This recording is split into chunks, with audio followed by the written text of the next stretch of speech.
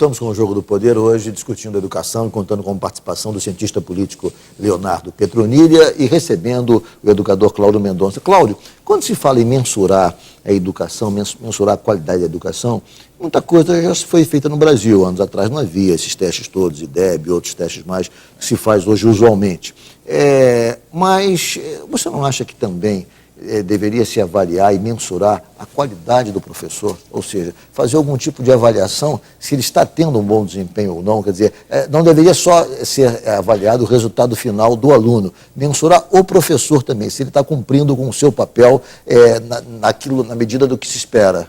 Olha, essa é o grande vespeiro da educação, não é? Os americanos chamam isso de accountability, né, de responsabilização. O que se costuma defender é a avaliação do professor através do desempenho do aluno.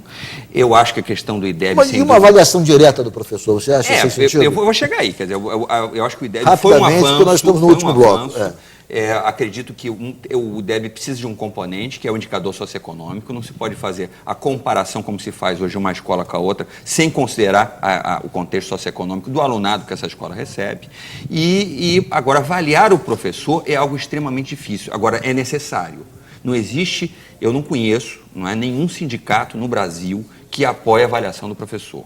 Mas também não conheço nenhum professor no Brasil que não apoie e adore avaliar os alunos. Então, e também não acredito... É uma contradição aí, um paradoxo. Mas eu também não acredito que na sociedade como um todo não se avalie o trabalho de todos os profissionais. Você é avaliado pelo seu público, exato. Eu sou avaliado de acordo com o meu trabalho, o Leonardo é avaliado, ou seja, você, cidadão que trabalha, você é avaliado constantemente pelo sistema, pelo seu chefe ou pelo seu consumidor do seu serviço ou do seu trabalho, enfim, todos nós somos avaliados. Então, eu acredito que o professor deva ser avaliado. Agora, o sistema de avaliação é um sistema que ainda não foi bem desenvolvido no mundo como um todo. O merit pay, né, o pagamento de acordo com o mérito, já foi um grande boom desde a era Thatcher, depois ele foi extremamente contestado pelo próprio Banco Mundial, e depois nós temos o modelo, vou voltar à questão do Chile, o modelo chileno, em que eles filmam a aula do professor, fazem um portfólio do trabalho do professor e fazem uma avaliação dos colegas do próprio professor, e através dessa aula filmada eles avaliam se o professor tem conteúdo, dá uma boa aula, e a carreira dele é de acordo com esse tema de avaliação. O que você acha disso? Eu não sei se isso dá certo. Eu visitei o Chile algumas vezes. Esse trabalho é um trabalho que hoje está muito em debate, né? Até porque mudou o governo lá no Ministério da Educação. Isso está sendo extremamente debatido. Foi um acordo de 10 anos com o sindicato, foram 10 anos de negociação entre o governo do presidente, da presidência do Chile e o sindicato. Depois de 10 anos eles aceitaram um modelo de avaliação que fosse assim.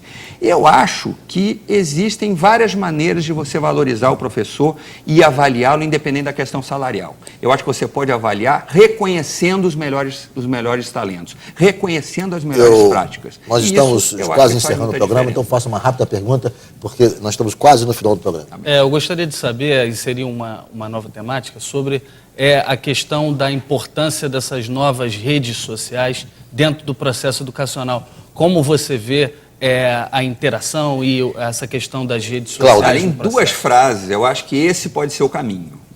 Existem muitos professores que estão utilizando a rede social e existem muitos professores que estão tendo um auto-reconhecimento nas redes sociais. O professor adora a sua aula, eu estou aprendendo como nunca aprendi, como a sua aula tem sido uma aula empolgante, e os professores, através desse reconhecimento, eles se sentem muito valorizados, muito motivados e melhoram o diálogo com seus alunos. Então, esse talvez seja um excelente caminho a ser trilhado. Ô, Cláudio, eu queria falar um pouco sobre a sua experiência em Niterói. Você deixou recentemente a presidência da Fundação Municipal de Educação de Niterói. Estou escrevendo um livro novo.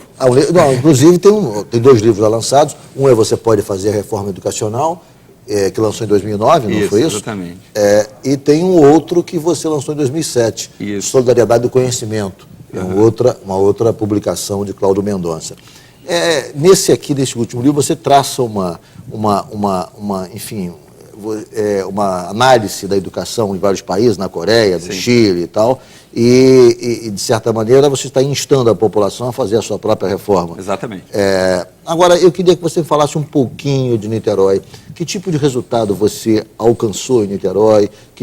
O que você conseguiu mexer na educação de Niterói para que a educação de Niterói se projetasse como se projetou na sua gestão? Olha, eu acho que o tema do livro é basicamente isso, né? Eu não estou fazendo um livro sobre a educação de Niterói, mas estou usando o case de Niterói como um case sobre os problemas e as possibilidades de avanço que uma rede municipal pode ter. E no caso de Niterói, como eu disse, a gente tem recursos suficientes, não é? A nossa rede é uma rede pequena, ou seja, é possível fazer mudanças e ver as mudanças acontecerem. Eu acho que houve uma modificação intensa em várias áreas. Na área da leitura, nós tivemos uma política pública que foi muito expressiva, os alunos receberam livros, desenvolveram sua atividade de leitura. Na área da matemática, nós fizemos uma coisa muito simples, ou seja, pegamos o professor do 6º ano e ele começou a dar aula uma vez por semana na sala de aula do 5º ano, ou seja, aquele primeiro professor, aquele da 1ª a 4ª série, que praticamente a professora dava muito pouco a matemática, passou a receber o professor do ano seguinte, o Fundamental 2, uma vez por semana, dividindo a aula. Com isso, os alunos passaram a ter religiosamente uma aula de matemática bem organizada toda semana. Ter 2 professores em sala de aula faz muita diferença. Tratar o aluno de forma individualizada, como ser humano, não como grupo, não como turma de alunos, mas como ser humano, com a sua história, com os seus desejos, com as suas aspirações, também faz muita diferença. Fizemos muito reforço escolar, mas tivemos 1000 problemas, como todo município tem. Problemas de natureza política, problemas... a ação do sindicato é uma ação muito agressiva na maioria dos municípios do Brasil, na maioria dos estados da federação, ela é muito agressiva no sentido de contestar tudo, de achar que tudo está errado e de lutar apenas pelo aumento salarial sem nenhuma contrapartida de responsabilização. A classe política acaba atuando de maneira muito nefasta no sistema educacional, porque é um sistema que tem muitas verbas, não é? E também o que existe no Brasil como um todo, em Niterói não é exceção, é que os recursos entram em certa quantidade razoável no primeiro trimestre, porque é um aumento na receita dos governos, depois há uma escassez enorme de recursos, quando chega no último trimestre, vem uma avalanche de recursos novamente, ou seja, é muito difícil planejar a gestão de uma política pública se você não tem efetivamente um investimento. Então, eu estou analisando isso no livro, esse e várias outras questões, como uma contribuição para melhorar a educação do país, que tem que ser pela rede municipal, não é a rede estadual. É o município. Você deixou agora a presidência da Fundação Municipal de Educação, que é o órgão que faz a gestão da educação de Niterói. E quais são os próximos projetos, Paulo? Pensando em quê? Olha, estou concluindo o livro aí, daqui a alguns dias, eu acho que a gente já começa a parte de revisão, e estou pensando com muita intensidade em debater com a população de Niterói o que foi a reforma de Niterói, fazer com que a população conheça a reforma e as perspectivas de reforma, ou seja, o que deu errado, o que deu certo e como é que a população pode participar de maneira mais intensa no sentido de garantir que as reformas aconteçam, tenham sustentação política, e para isso eu acho que eu deveria concorrer a um cargo público. O cargo público é possível concorrer na minha cidade, vereador, é um mandato de vereador, e eu estou tentando, né, estou buscando uma nova forma de fazer política. Eu acho que nós podemos contestar... Que nova forma é essa? Eu acho que nós podemos contestar o sistema representativo. É um pouco ambicioso, parece megalomaníaco, mas eu acho que dá para fazer uma experiência dessa numa cidade como Niterói e num mandato de vereador. Eu acho que hoje as pessoas têm acesso à internet, ao Facebook, e é possível, através de um sistema informatizado muito seguro e muito eficiente, você compartilhar o mandato. Ou seja, o cidadão que for eleitor de um determinado político, ou seja, que ele for um eleitor desse representante, ele vai... Uma espécie de recall?